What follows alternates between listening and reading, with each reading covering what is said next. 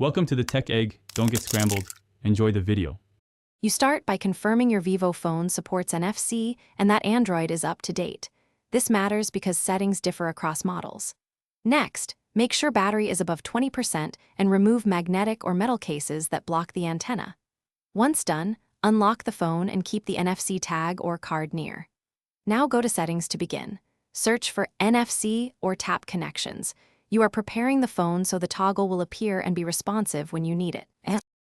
You now enable NFC in Settings. Open Connection and Sharing or more settings depending on your model. Tap the NFC toggle to turn it on. This activates the radio and allows tag detection.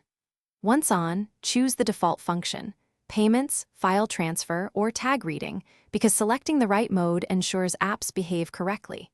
If your Vivo shows card emulation or Android Beam, set preferences and grant any permission prompts. Make sure background restrictions. You finish by testing.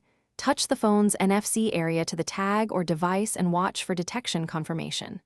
If nothing happens, restart the phone and toggle NFC off then on. This often clears temporary conflicts. Make sure the app you use has permission to access NFC and that no battery saver is blocking background activity.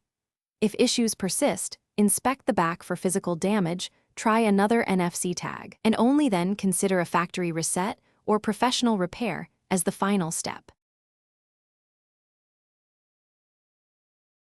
Thanks for watching. Consider subscribing if I helped unscramble your problems.